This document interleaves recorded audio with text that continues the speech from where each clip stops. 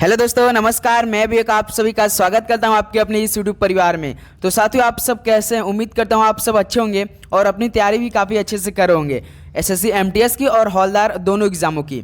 तो साथियों, जैसा कि हम लोग का टारगेट एक ही है, वो है साथियों 30 सितंबर। तो साथियों, इससे पिछले हमने एक क्लास में आपको all India mock test number पहला करा दिया है। तो साथियों, आज की सेशन में हम लोग मॉक टेस्ट यानी दूसरा देने वाले हैं। यदि आप पहली बार एग्जाम देने वाले हैं तो साथियों, अगर आप तैयारी कर रहे हैं तो आपको साथ में मॉक टेस्ट भी देना जरूरी है और अपना एनालिसिस भी देखना जरूरी है। तो साथियों, शाम को 6:30 बजे आपके लिए डेली हम क्लास प्रोवाइड करते हैं और सुबह के 11 बजे भी। याद रखिएगा दोस्तों। तो आज की इस सेशन में हम साथियों पूरे जो आपका ऑल इंडिया मॉक टेस्ट का सवाल बनता है ना, आज की इस सेशन में करने वाले हैं। टोटल साथियों संख्या केवल 42 करेंगे। याद रखिए, केवल 42 प्रश्न करने वाले हैं, जो कि साथियों सही करने का लक्ष्य आपका 20 प्रश्न केवल दिया जा रहा है 42 में से। याद रखिएगा, पहले हम लोग जीके पे बात करेंगे, उसके बाद हम लोग इंग्लिश पे भी बात करेंगे और साथियों जो आपका ऑल इंडिया मॉक टेस्ट में रीजनिंग के भी सवाल बनते हैं वो भी हम हल करेंगे। याद रखिएगा। और साथियों, आपको सवाल को हल तो करना ही है, साथ में एनालिसिस भी करना है कि किस तरह के प्रश्न हम लोग के पेपर में बनते हैं और आप लोग किस लेवल की तैयारी कर रहे हैं। उम्मीद करूंगा आप लोग ये सेशन काफ़ी अच्छे से अटेंड करेंगे और हर एक प्रश्न का जवाब भी देने का प्रयास करेंगे। ओके, इस सेशन के साथियों लैंग्वेज आपका रहेगा हिंदी रहने वाला है। याद रखिए, उम्मीद करूंगा ये सेशन आपको काफ़ी हेल्पफुल लगेगा और आप लोग काफ़ी अच्छे से एक एक प्रश्न को देखेंगे और याद करेंगे। इस बार यदि एक सीट कंफर्म करें तो साथियों देखिए, डेली तो पढ़ना पड़ेगा, साथ में मॉक टेस्ट भी लगाना जरूरी है। अगर मॉक टेस्ट की अगर हम लोग की आदत लग जाए साथियों, तो समझिए तैयारी भी बिल्कुल हम लोग का जबरदस्त तरीके से होगी। ओके, तो चलिए देखते हैं आज हम लोग का all India mock test number दूसरा का पहला प्रश्न क्या दिया है। तो ये रहा आपके स्क्रीन पर। चलिए राइट ऑप्शन दीजिए। कर्क रेखा कितने भारतीय राज्यों से होकर गुजरती है? बताइए साथियों, जो कर्क रेखा है कितने भारतीय राज्यों से होकर गुजरती है? तो ये साथियों 8 राज्यों से होकर गुजरती है। तो यहाँ से डी ऑप्शन क्या हो जाएगा हम लोग का? बिल्कुल राइट ऑप्शन। आपको राज्य भी पता होना चाहिए।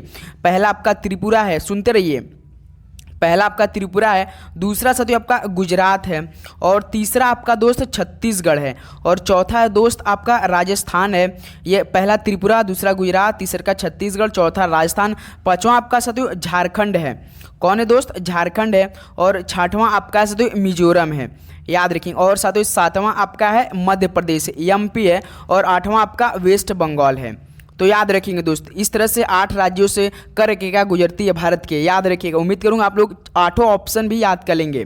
ओके, चलिए नेक्स्ट अगला सवाल देखते हैं। क्वेश्चन नंबर आपका सेकंड देखिए क्या दिया है। मार्च 2024 में प्रसार भारती के नए अध्यक्ष के रूप में किसे नियुक्त किया गया है? याद रखिए, इसमें करंट अफेयर के भी सवाल ऐड हैं, क्योंकि ऑल इंडिया मॉक टेस्ट देंगे तो आपको करंट अफेयर के भी सवाल मिलेंगे आपको। देखिए, मार्च 2024 में प्रसार भारती के नए अध्यक्ष के रूप में किसे नियुक्त किया गया है? तो नवनीत कुमार सहगल को किया गया। तो दोस्त यहाँ से डी ऑप्शन क्या हो जाएगा आपका? बिल्कुल राइट ऑप्शन हो जाएगा। चलिए अगला सवाल देखते हैं। क्वेश्चन नंबर आपका थर्ड क्या दिया है। देखिए, महिला व्यवसाय और कानून 2024 रिपोर्ट किसके द्वारा जारी की गई है? तो साथियों, महिला व्यवसाय और कानून 2024 रिपोर्ट ये किसके द्वारा जारी की गई है? तो याद रखिए दोस्तों, ये विश्व बैंक समूह के द्वारा जारी की गई है। ऑप्शन आपका यहाँ से भी बिल्कुल सही जवाब हो जाएगा। ओके, चलिए अगला सवाल देखते हैं साथियों। क्वेश्चन नंबर आपका 4 क्या दिया है। भाखड़ा नांगल परियोजना किस नदी पर स्थित है? चलिए बताइए, जो भाखड़ा नांगल परियोजना है ये किस नदी पर स्थित है आपका? बताइए सभी दोस्त। तो ये आपका सतलज नदी पर स्थित है। ऑप्शन क्या हो जाएगा आपका? बिल्कुल राइट ऑप्शन। आपको याद करना है, साथ साथ में एनालिसिस भी करना है कि मॉक टेस्ट में सवाल का जो लेवल रहता है वो काफ़ी ज़्यादा कठिन रहता है, थोड़ा सा हार्ड रहता है। याद रखिएगा। देखिए क्वेश्चन नंबर 5 क्या दिया है। 2011 की जनगणना के अनुसार कौन सा प्रमुख भारतीय राज्य सबसे अधिक शहरीकृत है? हार्ड तो रहता है, लेकिन साथियों जो आपका सिलेबस है, जो आपका टॉपिक है एसएससी एमटीएस में, उसी से रहता है, बाहर से नहीं रहता है सवाल। तो देखिए, 2011 की जनगणना के अनुसार कौन सा प्रमुख भारतीय राज्य सबसे अधिक शहरीकृत है? तो इनमें से तमिलनाडु है। डी हम लोग का दोस्त यहाँ से बिल्कुल राइट ऑप्शन हो जाएगा। ओके, चलिए नेक्स्ट अगला सवाल देखते हैं। क्वेश्चन नंबर आपका 6 क्या दिया है। भारतीय संविधान में संसद के 2 सदनों की संयुक्त बैठक की विशेषता किस देश के संविधान से उधार ली गई है? बताइए सभी, जो भारतीय संविधान में संसद के 2 सदनों की संयुक्त बैठक है ना, इसकी विशेषता किस संविधान से उधार ली गई है? तो याद रखिए दोस्तों, ऑस्ट्रेलिया के संविधान से ली गई है। ऑप्शन सी क्या हो जाएगा सबका? बिल्कुल राइट ऑप्शन हो जाएगा। चलिए नेक्स्ट अगला सवाल देखते हैं। क्वेश्चन नंबर आपका 7 देखिए। किस कांग्रेस अधिवेशन में इसके प्रथम ब्रिटिश अध्यक्ष जॉर्ज यूल नए अध्यक्ष की थी? बताइए साथियों, किस कांग्रेस अधिवेशन में इसके प्रथम ब्रिटिश अध्यक्ष जॉर्ज यूल ने अध्यक्षता की थी? बताइए साथियों, कहाँ पर की थी? राइट ऑप्शन ये जो आपका इलाहाबाद में हुआ था सदैव, वहाँ पर ब्रिटिश अध्यक्ष जॉर्ज यूल ने की थी अध्यक्षता। याद रखिएगा सी ऑप्शन क्या हो जाएगा आपका, बिल्कुल राइट ऑप्शन हो जाएगा। चलिए अगला सवाल बताएंगे सभी साथी। क्वेश्चन नंबर आपका 8 देखिए क्या दिया है। भारत के कौन से शहर को गुलाबी शहर कहा जाता है? भाई साहब काफ़ी इंपॉर्टेंट सवाल है और काफ़ी इजी सवाल है, काफ़ी लोगों का बिल्कुल सही जवाब आएगा उम्मीद करूँगा। चलिए बताइए भारत के कौन से शहर को गुलाबी शहर कहा जाता है? राइट ऑप्शन दीजिए। बिल्कुल जयपुर को कहा जाता है। डी ऑप्शन क्या हो जाएगा आपका यहाँ से, बिल्कुल राइट ऑप्शन हो जाएगा। चलिए नेक्स्ट अगला सवाल बताएंगे सभी साथी। क्वेश्चन नंबर आपका 9 देखिए क्या दिया है। मेघदूत किसके द्वारा लिखा गया है? चलिए राइट ऑप्शन दीजिए। मेघदूत किसके द्वारा लिखा गया है? फटाफट सभी दोस्त राइट ऑप्शन देंगे। बिल्कुल सर जी ये कालिदास के द्वारा लिखा गया है। ऑप्शन ए आपका क्या हो जाएगा यहाँ से दोस्त, बिल्कुल राइट ऑप्शन हो जाएगा। चलिए अगला सवाल देखते हैं। क्वेश्चन नंबर आपका 10 देखिए क्या दिया है।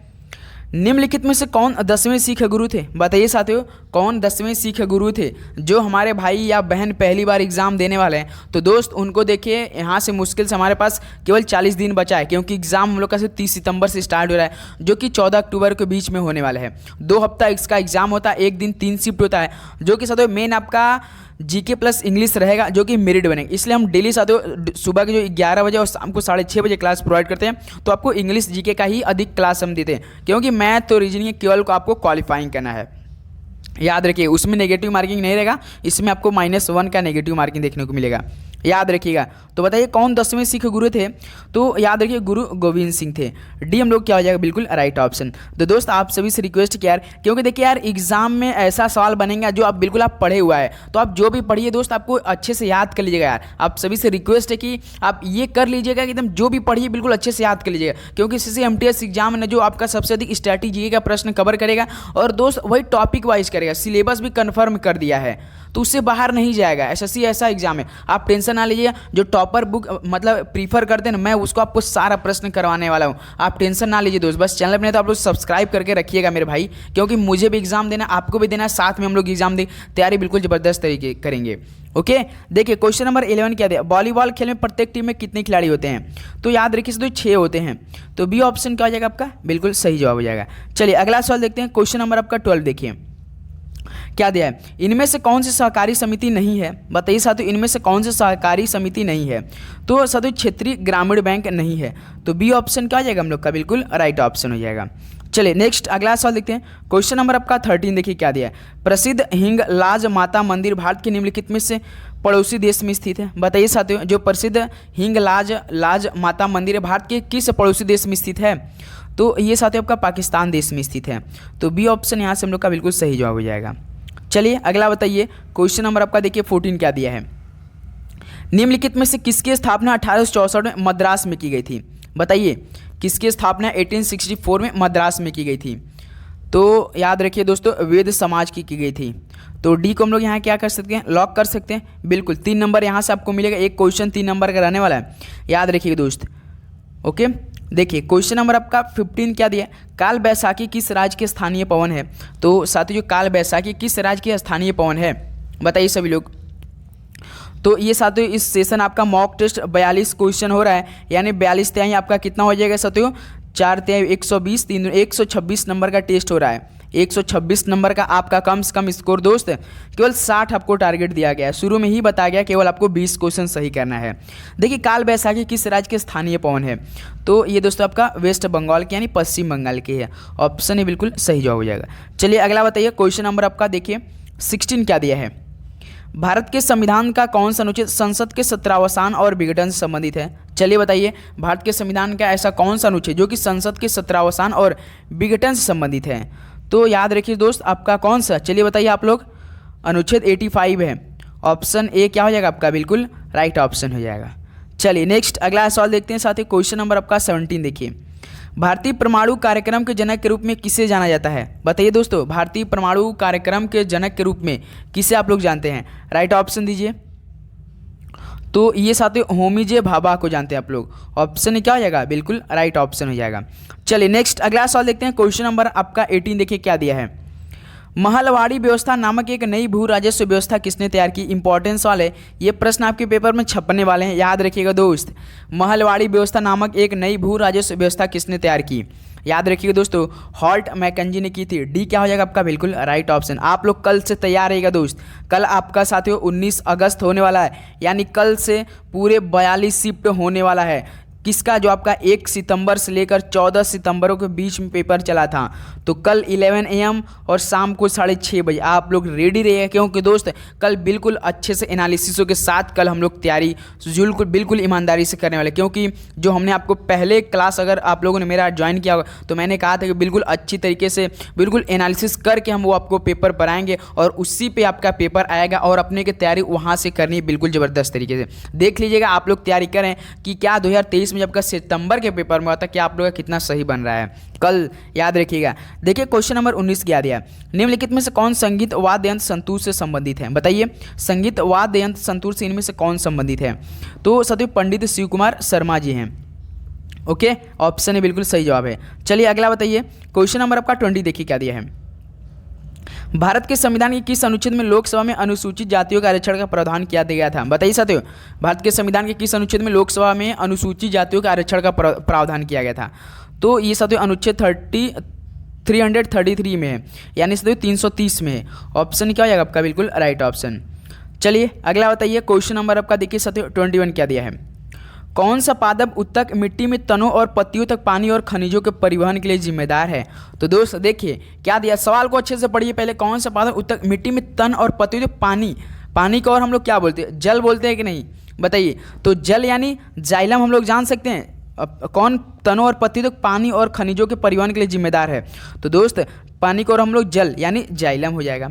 भोजन यानी आपका क्या हो जाएगा, फ्लोयम हो जाएगा। उम्मीद करूंगा आप लोग अच्छे से इसको याद करें। पानी को जल यानी जाइलम क्या होता है, परिवहन के लिए जिम्मेदारी होता है, जो कि मिट्टी से तनों वो नीचे जड़ से ऊपर तक ले गया सभी पत्तियों तक और खनिजों के परिवहन के लिए कौन जिम्मेदार होता है, तो वो जाइलम होता है। बी आपका बिल्कुल राइट ऑप्शन हो जाएगा। चलिए अगला बताइए, क्वेश्चन नंबर आपका देखिए 22 क्या दिया है।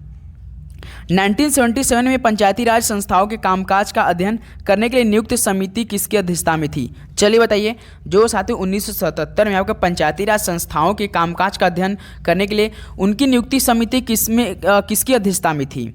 बताइए, ये सवाल आपसे पूछ रहा है। तो अशोक मेहता की अध्यक्षता में थी।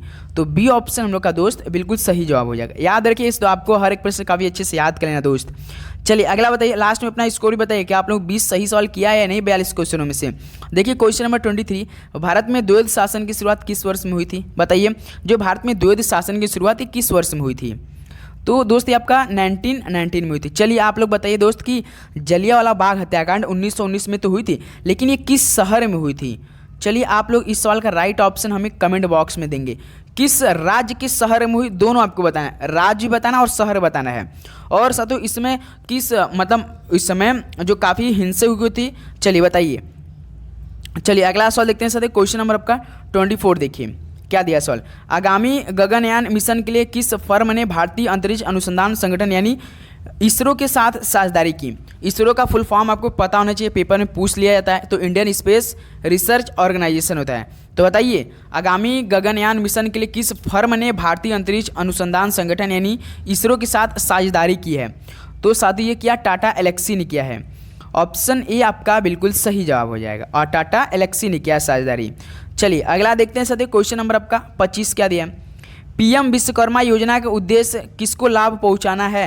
तो दोस्त जो पीएम विश्वकर्मा योजना है उसका उद्देश्य किसको लाभ पहुंचाना है। बताइए, करेंट अफेयर का भी सवाल एड ऑन है, याद रखिए साथियों, कारीगरों को लाभ पहुंचाना इसमें। ऑप्शन ए बिल्कुल क्या हो जाएगा आपका बिल्कुल राइट ऑप्शन हो जाएगा। चलिए नेक्स्ट अगला सवाल देखते हैं साथियों, क्वेश्चन नंबर आपका 26 है। देखिए अब यहाँ से आपको इंग्लिश की भी प्रश्न देखने को मिले, क्योंकि ऑल इंडिया मॉक टेस्ट चल रहा है। तो आपका 25 क्या रहेंगे, आपका जीके करेंगे, 25 आपका इंग्लिश का रहेगा। इस तरह से देखिए क्वेश्चन नंबर 26, डायरेक्शन।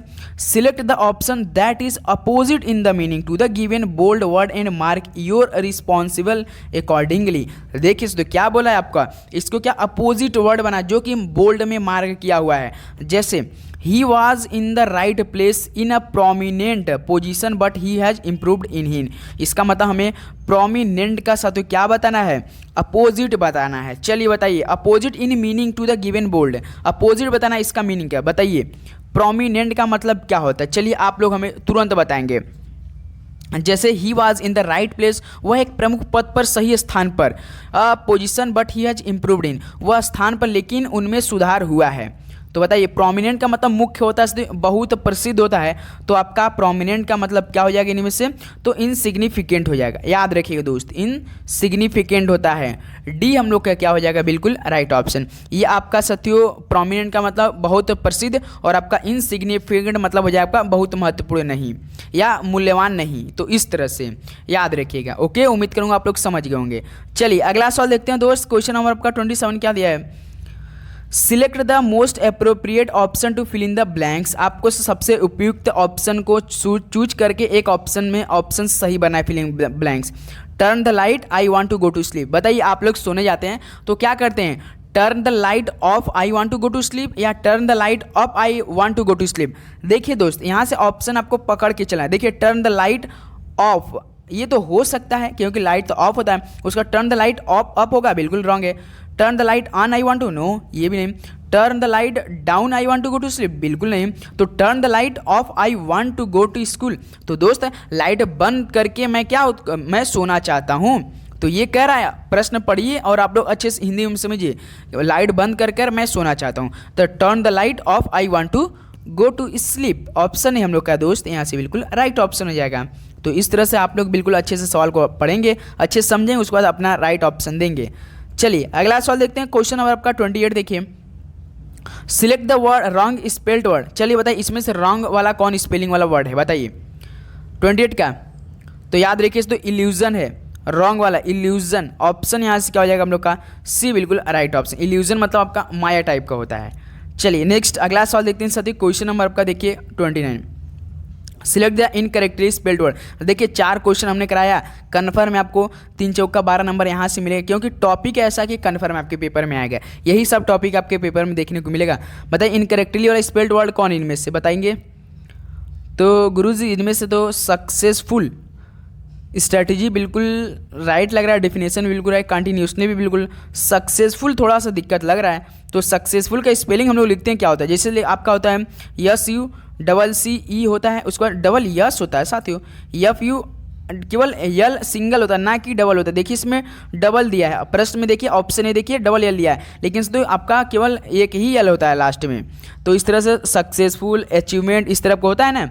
याद रखिए दोस्तों 29 का हम लोग का ए ऑप्शन जो कि इनकरेक्टली स्पेल्ड वर्ड था, जो कि सही यहाँ पे है ऑप्शन, देख लीजिए आप लोग। चलिए अगला बताइए। क्वेश्चन नंबर आपका 30 क्या दिया है, देखिए choose the most appropriate meaning of the given idiom बताना है दोस्त। गो कोल्ड टर्की, यानी साथियों ठंडे तुर्की जाओ तुम, इस तरह से आपको बताना है इडियम का। To quite doing something often some form of drug immediately, या to betray a close person, to be in slow speed fertile chase. भाई साहब आपको इसका मीनिंग समझने के बाद आपको उस तरह का इसमें से अलग से मीनिंग निकालना पड़ेगा। याद रखिए दोस्त, तो गो कोल्ड टर्की यानी से तो ठंडे तुम तुर्की जाओ। अब इसके विपरीत आप लोग सोचिए, इसके विपरीत क्या हो सकता है। To quite doing something often some of form drug immediately, इसका मतलब क्या होता है, किसी भी काम करने के लिए तो नशा छोड़ना ही पड़ेगा, तुरंत नशा छोड़ना पड़ेगा। अगर कोई काम करेंगे तो एक आपका नशा करते उसको छोड़ना पड़ेगा। तो गो कोल्ड टर्की इसका मतलब क्या हो जाएगा, ऑप्शन ए आपका बिल्कुल राइट ऑप्शन हो जाएगा। याद रखिएगा दोस्त, इसका मतलब मीनिंग यही निकल रहा है, to quit doing something often some form of drug immediately. Okay, option A आपका बिल्कुल राइट ऑप्शन हो जाएगा। चलिए अगला सवाल देखते हैं। क्वेश्चन नंबर आपका 31 क्या दिया है, डायरेक्शन क्या दिया है। चूज द वर्ड, बिल्कुल, which is most nearly the same in the meaning is the word printed it the bold emphatic. बिल्कुल सेम आपका इसका मीनिंग निकालना है साथियों। इम्फेटिक का मतलब बताइए सभी दोस्त, इम्फेटिक का मतलब होता है साथियों जोरदार। क्या होता है इम्फेटिक का मतलब, जोरदार होता है। अब इसका मतलब आप लोग बताइए, फोर्सिबल हो जाएगा, इनइफेक्टिव, अनइम्फेटिक, या आपका इनसिग्निफिकेंट, क्या हो जाएगा साथियों। तो साथियों जैसे जोरदार होता है ना, इम्फेटिक का मतलब जोरदार, तो याद रखिए फोर्सिबल मतलब क्या होता है आपका साथियों, फोर्सिबल का मतलब प्रबल होता है। तो याद रखिए दोस्त ऑप्शन ए हम लोग का क्या हो जाएगा, बिल्कुल राइट ऑप्शन। क्या हमसे पूछा है साथियों, same, most nearly the same in the meaning, इसका मतलब मोस्ट नियरली हमको सेम बताना है इसका मीनिंग का, जो इम्फेटिक का दिया था। ओके, तो इम्फेटिक का मतलब फोर्सिबल है, जोरदार, प्रबल। चलिए अगला सवाल देखते हैं। क्वेश्चन नंबर आपका देखिए 32 क्या दिया है, select the most appropriate synonym of the underline word. Synonym का मतलब क्या होता है दोस्त, आपको हमने कितनी बार बचा है, पर्यायवाची शब्द जो आप हिंदी में करते होंगे। चलिए सीधे सीधे आप लोग बताइए कंटेम्पोरेरीज का सिनोनिम्स बता दीजिए। चलिए बता दीजिए दोस्त। कंटेम्पोरेरी का मतलब होता है तो आप जो समकालीन पढ़े होंगे ना इतिहास उतिहास में कि हर्षवर्धन के समकालीन कौन थे, उसको कौन काल समकालीन थे, इसी प्रकार का होता है समकालीन मतलब कंटेम्पोरेरी इसका मतलब। चलिए बताइए इसका सिनोनिम्स बताइए। सिनोनिम्स तो कई हो सकता है इसमें से, तो दोस्त याद है कि पियर्स होता है, तो बी ऑप्शन क्या हो जाएगा, बिल्कुल राइट ऑप्शन। पियर्स का मतलब समकक्ष लेना, क्या दोस्त है, समकक्ष लेना। ओके, तो यहाँ से हम लोग का बी बिल्कुल राइट ऑप्शन हो जाएगा। चलिए अगला सवाल बताइए, क्वेश्चन नंबर आपका 33। एक बात आपसे साथियों शेयर बात पूछनी थी, क्या जो ब्लैक बुक्स की इंग्लिश बुक, क्या आप लोग के सामने 100 क्वेश्चन हम टॉपिक वाइज कराना स्टार्ट करिए। एक बार हमें बताइए जो आपका idiom, phrase, synonyms, antonyms, spelling वाला होता है, जैसे होमोनिम्स होता है, स्पेशल वर्ड, रूट वर्ड होता है, ये टाइप। एक बार बात आप हम लोग प्लीज़ कंफर्म किए, क्या हम लोग जैसे हम क्लास करें, हम सामने हम लोग पढ़ते रहेंगे और आप उसको अच्छे से करते रहेंगे, ये आप बताइए एक बार, क्योंकि मुझे आइडिया बहुत अच्छा लग रहा है कि हम लोग कम समय में अधिक सॉल्व करने का प्रयास इसमें हो जाएगा हम लोग का। एक बार अपनी राय जरूर दीजिएगा दोस्त। ये क्लास आपको उस तरह का प्रोवाइड करेंगे, देखते हैं आप लोग कैसा फीडबैक आता, तो आप लोग हमें बताइएगा। एक बार पहले आप लोग बताइए कैसा ये रहेगा, हमारा आइडिया सही रहेगा, जो कि तैयारी हम लोग काफ़ी अच्छे से करेंगे। ओके, चलिए जो आपका टॉपिक रहेगा इंपॉर्टेंट, जो पेपर में कन्फर्म है कि सर्वा आएगा तो आएगा ही। चलिए देखिए question number 33, choose the most appropriate meaning of the idiom.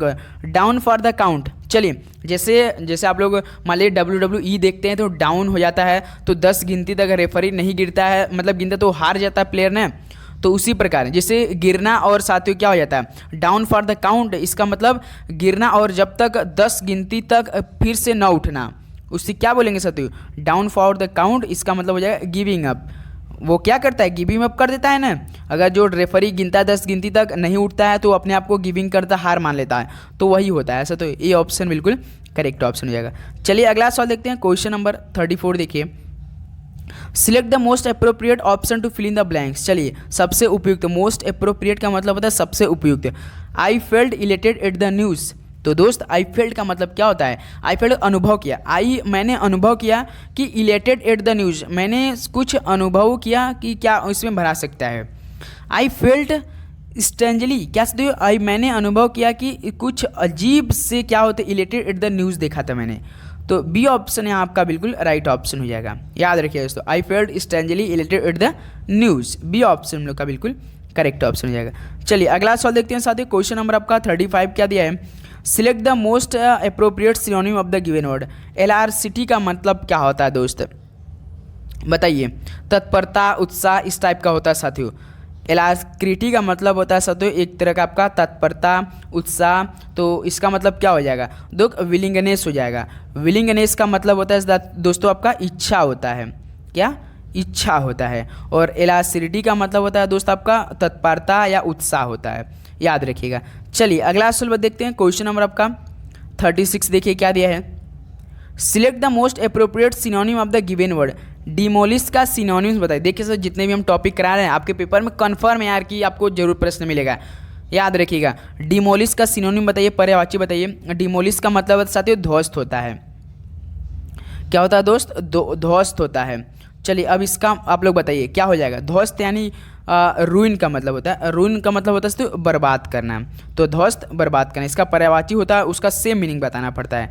तो रूइन का मतलब होता है दोस्त आपका बर्बाद करना, तो यहाँ से हम लोग का सी ऑप्शन बिल्कुल राइट ऑप्शन हो जाएगा। चलिए अगला सवाल देखते हैं, क्वेश्चन नंबर आपका देखिए 37 क्या दिया है, select the most appropriate word for the given group of word. चलिए इतना आपका सेंटेंस दिया, इसको पढ़िए और एक जवाब दीजिए। A person incapable of making mistake. चलिए दोस्त अब आप लोग इस सवाल का राइट ऑप्शन हमें आप लोग देंगे, क्योंकि हिंदी का आखिरी सवाल है और इस सवाल का आप लोग राइट ऑप्शन में कमेंट बॉक्स में देंगे। सभी दोस्त देखते हैं आप लोग की तैयारी, हिंदी कितनी तैयारी है।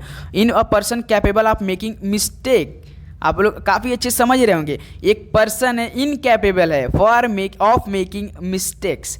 चलिए बताइए आप लोग क्या हो जाएगा इस सवाल का राइट ऑप्शन, कमेंट बॉक्स में दीजिए तो अपना सभी लोग। चलिए अगला सवाल देखते हैं साथियों, क्वेश्चन नंबर आपका 38। देखिए यहाँ से रीजनिंग के सवाल देखने को मिलेगा। एक निश्चित कूट भाषा में रिहोटोरी को 6 के रूप में लिखा जाता है, तो गरगल को 4 के रूप में लिखा जाता है, और इसी के कूट भाषा सिग्नेचर को कैसे लिखा जाएगा। चलिए इसको भी हल कर लेते हैं। जैसे देखिए दोस्त आपका RHET ORIC को कितना लिखा है? 6 लिखा है भाई साहब, इतना बढ़ा दिया है और 6 कैसे लिख सकते हैं? पहले इसको दिमाग लगाते हैं। देखिए दोस्तों, अगर इस टाइप का आपको प्रश्न देखने को मिल जाए और आपका लेटर बहुत बड़ा और आपको सोचेंगे कोडिंग डिकोडिंग लगाएं और इसमें कुछ गुणा भाग माइनस करे तो कुछ दिमाग लग पाए, बस जैसे सिंपल से तो पहले आप लोग पहला दिमाग लगा इन सबको गिनिएगा। देखिए कितना है इसमें जो लेटर, जैसे आपका RHETORIC है ना, जैसे पहले देखिए 1 है, उसके बाद 2 है, 3 है, 4 है, 5 है, 6 है, 7 8, ये सबको गिनने में हम 8 है, लेकिन यहाँ पे 6 दिया है। क्या यदि हम लोग 8 में से 2 को माइनस करेंगे तो हम लोग का 6 नहीं आ जाएगा? बताइए आप लोग। एक तो पहले हम लोग पकड़ लिए, उसका देखिए गरगल, यहाँ पे फिर प्रश्न में देखिए, जैसे देखिए आपका तो गरगल यहाँ पर लिखा है GUR, उसका दोस्त GLE, गरगल को कितना लिखा है दोस्त? 4 लिखा है। जैसे देखिए गरगल में कितने लेटर हैं? 1 2 3 4 5 6, 6 है तो, लेकिन यहाँ पे 4 देखिए, क्या हम इसमें से फिर 2 को माइनस नहीं कर सकते हैं? क्या बताइए, यदि हम 6 में से 2 को माइनस करेंगे तो क्या हम लोग का 4 नहीं आ जाएगा? तो इसी तरह क्या क्या है, सबको लेटर को गिन कर कुछ भी नहीं किया, केवल 2 को माइनस किया है। तो उसी प्रकार दोस्त यदि हम लोग का सिग्नेचर दिया है प्रश्न में, देखिए यहाँ पे हम लोग का दोस्त सिग्नेचर दिया है, तो एक सेकंड देखिए, सिग्नेचर यहाँ पर दिया है, सिग्नेचर में गिनिए कितने लेटर हैं? देखिए SIGNATURE, देखिए 1 2 3 4 5 6 7 8 9, 9 है तो किस सब में से कितना माइनस करा है दोस्त? 2 माइनस करा है। यदि 9 में से यदि हम 2 को माइनस कर देंगे क्या हम लोग का 7 नहीं आ जाएगा? सिंपल। क्या हम लोग B को लॉक नहीं कर सकते? ये बताइए आप लोग। अगर आप लोग अच्छे समझ गए और आप तरीका समझ में आया तो चैनल पे तो इसी बात पे सब्सक्राइब कर लेंगे। ओके दोस्त, चलिए अगला सवाल देखते हैं। क्वेश्चन नंबर आपका 39 क्या दिया है? पहला टॉपिक 2-3 नंबर जरूर मिलेगा जो हमने अब अगर क्वेश्चन नंबर 38 कराया। देखिए 15 से 52, 33 से डैश, उसका 23 से 73। भाई सब ये सवाल कुछ तो दिमाग लगवाएगा हम लोगों से। चलिए हल कीजिए आप लोग, कुछ तो दिमाग लगा ही सकते हैं दोस्त। जैसे देखिए दोस्त 15 से क्या क्या है, पहले अगर आपको पेपर में दोस्त ऐसा सवाल देखने को मिले तो पहले समीकरण का हल करने का प्रयास कीजिए, कैसे आया होगा। यदि हम दोस्त देखिए 15 दूना 30, 6 1 7 6 48 4 52, ऐसे भी कर सकते हैं उसका, लेकिन लास्ट में भी कुछ तो देखिए 15 × 3 हम लोग करेंगे यदि, तो हम लोग कितना आएगा? 45 आ जाएगा कि नहीं? बिल्कुल। 15 का मल्टीप्लाई अगर हम 3 में करेंगे तो साथियों हम लोग कितना आ जाएगा? 45 आ रहा है। 45 में क्या हम लोग 7 को ऐड करेंगे तो हम लोग का 52 नहीं आ जाएगा? ये बताइए। उसी प्रकार दोस्त लास्ट यहाँ पर देखिए हम लोग का 33 का संबंध पूछा है, तो 33 पहले हम लोग लास्ट को भी सीरीज को श्रृंखला को पूरा कंप्लीट करेंगे, क्या बिल्कुल ऐसा ही इसमें मिल रहा है या नहीं। जैसे देखिए 22 × 3 कितना होता है आपका? 66 होता है। 66 में यदि हम लोग 7 को ऐड करते हैं तो हम लोग का 73 आ रहा है। इसका मतलब क्या करा है दोस्त? वो 3 से मल्टीप्लाई करने के बाद क्या करा है, उसमें 7 को ऐड करा है। जिससे हम लोग का देखिए 33 में यदि हम लोग 3 को मल्टीप्लाई करते हैं और प्लस 7 को ऐड कर देते हैं, और 33 का मल्टीप्लाई अगर 3 में करेंगे तो आप लोग 99 आता है। 99 में प्लस यदि आप लोग 7 को जोड़ के देते हैं तो आप लोग कितना आ जाएगा? 106 नहीं आ जाएगा? बताइए, क्या ऑप्शन सी नहीं दिया है? बताइए। देखिए तो रीजनिंग के तो आप लोग अपने से हल भी कर ले जाएंगे एकदम अच्छे से। बस जो प्रश्न दिया है और प्रश्न में उसका क्या सीरीज चल रहा है, क्या श्रृंखला बना है, उसको आपको पकड़ के लेके चलना, आप लोग बहुत अच्छे से कर पाएंगे। ओके, तो इस तरह से बिल्कुल अच्छे से आप लोग हल करेंगे। उम्मीद करूंगा ये समझ गए होंगे आप लोग प्रश्न। चलिए अगला सवाल देखते हैं इसी बात पे। क्वेश्चन नंबर आपको 40, लास्ट वाला क्वेश्चन आप लोगों के लिए होमवर्क में है, याद रखिएगा दोस्त। देखिए क्वेश्चन नंबर 40 क्या दिया है? निम्नलिखित में से कौन सी संख्या दी गई श्रेणी में प्रश्न चिन्ह को प्रतिस्थापित करेगी? चलिए आपको साथियों केवल इन प्रश्नवाचक चिन्ह पे राइट ऑप्शन देना है। जैसे देखिए 3 12, उसके बाद क्वेश्चन मार्क 39, उसके बाद 57, उसके बाद 78, ये लिखा गया है। अब आप लोग बताइए 3 से 12 कैसे गया होगा दोस्त? उसके बाद यहाँ पे क्वेश्चन मार्क गया 39, 57, 78 किया होगा। तो क्या इसमें दिमाग लगाया होगा? हल कीजिए। जैसे देखिए दोस्त 3 चौक का 12, 12 चौक 48, 48 चौक बहुत ज़्यादा, ये भी नहीं दिमाग लगेगा। 3 दूना 6, 3 का स्क्वायर करते 9 9 3 12, 12 का स्क्वायर आपका हो जाएगा तो 144, बहुत ज़्यादा हो जाएगा। तो देखिए तो अगर हम लोग छोटा छोटा दिमाग लगाए, सबसे पहले ऐड करते हैं किसमें? यदि हम 3 में अगर हम क्या जोड़ेंगे 12 आ जाएगा। यदि हम दोस्त 3 में 9 को प्लस 9 को जोड़ेंगे तो क्या हम लोग का 12 नहीं आ जाएगा?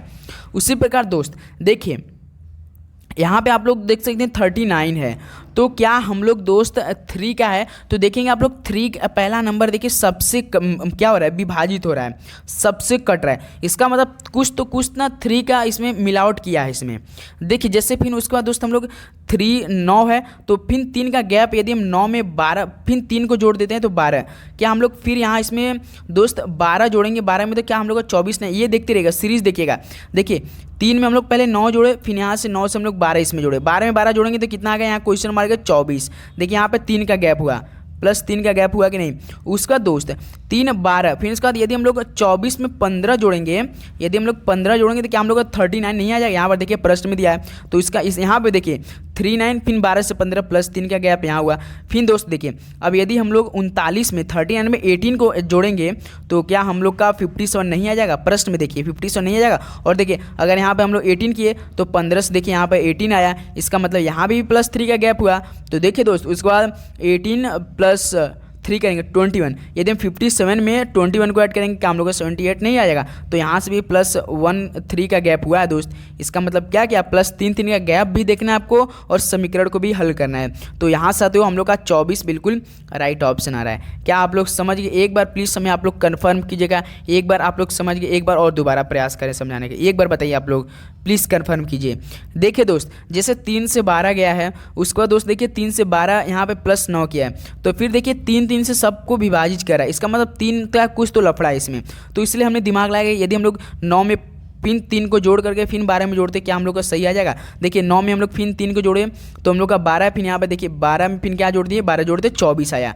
24 में फिर देखिए 3 का गैप करेंगे तो 15, 12 में फिर +3 का गैप देकर 15 जोड़े, तो देखिए 15 में यदि हम 24 के जोड़ते हैं, यहाँ पे प्रश्न में 39 दिया है। प्रश्न में भी देखते हैं 39, फिर उसके साथ ही यहाँ पे 15 नीचे, 15 में फिर हम लोग क्या जोड़े कि 3 का गैप हुआ, 15 18 जोड़ दिए, 18 39 में जोड़ेंगे तो 57 आ गया, 57 लेकिन 18 सबको दोनों का समीकरण आपको देखना है। ओके तो इस तरह से ये प्रश्न हल हुआ है। ओके चलिए अगला सवाल देखते हैं साथियों, क्वेश्चन नंबर आपका 49 देखिए। नीचे दिए गए प्रश्नों में दी गई श्रेणियों में लुप्त संख्या का चयन कीजिए। चलिए दोस्त लुप्त संख्या का आप लोग चयन कीजिए। ये प्रश्नवाचक नहीं है दोस्त, पहला नहीं है, लास्ट वाला आपको प्रश्नवाचक देना है। ये तो क्वेश्चन वाली, जैसे देखिए 19 23 26 30 33, ये तो काफ़ी जी सवाल लगा। देखिए 19 4 23 +4, उसका 23 से 26 +3, 26 से 30 +4, 30 से 33 +3, फिर उसका देखिए +4 +3 +4 +3 +4, तो क्या हम लोग 33 में अगर 4 को जोड़ेंगे क्या हम लोग का 37 नहीं आ जाएगा। सीधे सीधे ऑप्शन सी पे लगाएंगे और टाइम बचत के साथ अपना आगे बढ़ जाएंगे। बताइए आप लोग, क्या आप लोग समझ गए, कोई दिक्कत प्रॉब्लम, बिल्कुल नहीं प्रॉब्लम। चलिए अगला सवाल देखते हैं, क्वेश्चन नंबर 42 देखिए क्या दिया है। दिए गए समीकरण को सही बनाने के लिए किन दो चिन्हों को परस्पर बदलना चाहिए। दोस्त कन्फर्म 110%, 200% लिखवा लीजिए। 200% का मतलब तो गुरुजी 2 ही होता है। बिल्कुल भाई 200% कहने की बात है, याद रखिए कन्फर्म आपके पेपर में 3 नंबर ये देगा पेपर में। चलिए बताइए आप किस समीकरण को बदलेंगे। हम आपको साथियों बस समीकरण बदलने का बताएंगे और आप इसको हल करेंगे, बॉडमास के नियम लगा के हल करेंगे। अगर आपको इस तरह का प्रश्न देखने को मिल गया कि आपको किस चिन्ह को बदलना है तो तुरंत ऑप्शन में उठाइए, देखेंगे कि कौन ऑप्शन में उठाएंगे, आप लोग हल करने का तरीका हम बताएंगे, हम तो तुरंत कर लेंगे, कोई दिक्कत बड़ी बात नहीं। जैसे देखिए इतना दिया आपका 459 + 17 × 12 भाग 72 - 47 = 349। इसमें हमको ऐसा 2 चिन्ह को साइन को बदलना है कि हल करने पर 349 आ जाए। तो देखिए दोस्त जैसे आपका दिया समीकरण 459 + 17 × 12 / 72 - 47, तो दोस्त आपको कुछ करना नहीं है। देखिए हम लोग पहला को उठाते हैं, जैसे पहले आपको एक तरीका बताते हैं। जैसे पहला देखिए ऑप्शन आपका डिवाइड और प्लस, देखिए जो आप ऑप्शन उठाइएगा ना, जो ऑप्शन उठाइएगा, जैसे भाग उठा रहे हैं और प्लस, तो प्लस की जगह पहले भाग रखेंगे आप लोग, उसके बाद और भाग की जगह प्लस रखेंगे। देखिए हम यहाँ पर हल कर रहे हैं, जिस देखिए 459 है तो देखिए हम लोग पहले ऑप्शन को उठाए हैं तो प्लस भाग और प्लस दिया है, तो हम लोग यहाँ पे लेकिन 459 यहाँ पे प्लस दिया, लेकिन हम लोग यहाँ दोस्त भाग करेंगे। उसका तो 17 × देखिए भाग है तो यहाँ पे प्लस कर देंगे, क्योंकि यहाँ हम लोग प्लस की जगह भाग कर दिए ऑलरेडी पहले ही। तो यहाँ पे हम लोग दोस्त क्या किए हैं, 17 इंटू पहले तो 12 है ना दोस्त, यहाँ पर आपका 12 है, फिर 12 है, उसके बाद भाग की जगह हम लोग प्लस कर देंगे, उसका दोस्त कितना आपका है 72 है, 72 माइनस 27। अब इसको हल कीजिए, देखिए आपका ऐड क्या करने पर 349 आ रहा है। यदि हम 17 का भाग 459 में करेंगे तो कितना आएगा, अब बताइए आप लोग। देखिए कैसे करेंगे, 17 दूना 34, आपको मैथ तो आना चाहिए साथ, क्योंकि मौत बड़ी जरूरी है। 17 दूना 34 और 11 1 19, 17 7 119 होता है, बिल्कुल सर जी, 17 7 119 आपका ये कट गया बिल्कुल अच्छे से। उसको देखिए 12 प्लस 72 माइनस 47, उसका दो देखिए बॉडमास का डिवाइड हम लोग हल कर लिया, उसके बाद क्या करेंगे बॉडमास अब गुणा करेंगे, डिवाइड मल्टीप्लीकेशन 12 27 का 12 मल्टीप्लाई करेंगे तो कितना आएगा आप लोग बताइए दोस्त। तो आपका 1284 4 समीकरण के देखिए दोस्त, आप लोग अच्छे से देख लीजिए कितना है, आप लोग हल कीजिएगा। 1284 300 आपका 24 आएगा, 324 आएगा इधर से, प्लस आपका 72 इधर देखिए प्लस 72 माइनस 47 है, याद रखिएगा 324 प्लस 72 माइनस 47, 324 कितना था दोस्त 324 था, उसका कितना था दोस्त प्लस 72 था शायद, और माइनस 47 था, इतना था, बिल्कुल बिल्कुल इतना ही था, क्योंकि डिवाइड की जगह प्लस हमको करना था। अब चलिए इसको हम लोग जोड़ते हैं, कितना आएगा 24 72 कितना होता है 96 होता है, और यहाँ पर 3 कर दीजिए और माइनस 47। देखिए हम लोग को 349 लाना है, देख रहे हैं क्या पहला ही समीकरण हम लोग को मिल जाता है। 396 से यदि आप लोग 47 को घटाएंगे तो अपना का दोस्त 349 ही आ जाएगा। तो 349 बराबर 349 RHS, और लेफ्ट हैंड साइड भी आपका बिल्कुल सही मिल गया, पहला ही ऑप्शन बिल्कुल सटीक है। आप लोग हम लोग दोस्त केवल तरीका समझ, जो प्रश्न उठाइएगा दोस्त, जो ऑप्शन उठाइए, मान लीजिए आप लोग दूसरा ऑप्शन उठा लिए भाग और माइनस, तो देखिए भाग माइनस की जगह भाग करेंगे, और दोस्त माइनस की जगह भाग करेंगे, भाग की जगह माइनस करेंगे, याद रखिएगा। तो इस तरह से आपको ये प्रश्न करना, जरूर आपको 3 नंबर देगा ये कन्फर्म। ये सिलेक्शन वाली क्लास है, याद रखिएगा दोस्त, सिलेक्शन वाले प्रश्न भी होने वाला है। ओके, तो दोस्तों इस तरह से 42 ऑल इंडिया मॉक टेस्ट करा, काफ़ी मतलब शिद्दत से हम लोग काफ़ी अच्छे से प्रश्नों को अटेंड किया। अभी बताइए आपसे कितना स्कोर बना, सभी दोस्त बताएंगे अपना अपना स्कोर, फटाफट बताइए। उम्मीद करूँगी सेशन काफ़ी अच्छे से आप लोग अटेंड किया होगा, हल किया होगा और एनालिसिस किया होगा कि ऑल इंडिया मॉक टेस्ट में प्रश्न कैसा बनता है और किस तरह के हम लोग की तैयारी करना है। ओके, उम्मीद करूँगा आप लोग अच्छे से समझोगे। कल साथियों हम लोग जो कल 11 AM पे क्लास करेंगे 2 सुबह के, उसमें शुरू के हम लोग अगस्त के पेपर का सितंबर के पेपर में सबसे पहले जीके और इंग्लिश को कवर करेंगे। बीच में आपका साथ कुछ इंग्लिश के प्रश्न रहेंगे, कुछ हिस्ट्री के रह गए, याद रखिए जिस तरह का प्रश्न बनते करंट अफेयर के भी सवाल देखने को मिलेगा। कल 11 AM पे तैयार है, चैनल अपने तो सब्सक्राइब करिएगा दोस्त। चलिए मिलते हैं कल सुबह की 11 बजे। सभी को जय हिंद, वंदे मातरम, सभी गुड नाइट, सभी को ऑल द वेरी बेस्ट, पढ़ाई करते रहिए। जय हिंद, वंदे मातरम, धन्यवाद।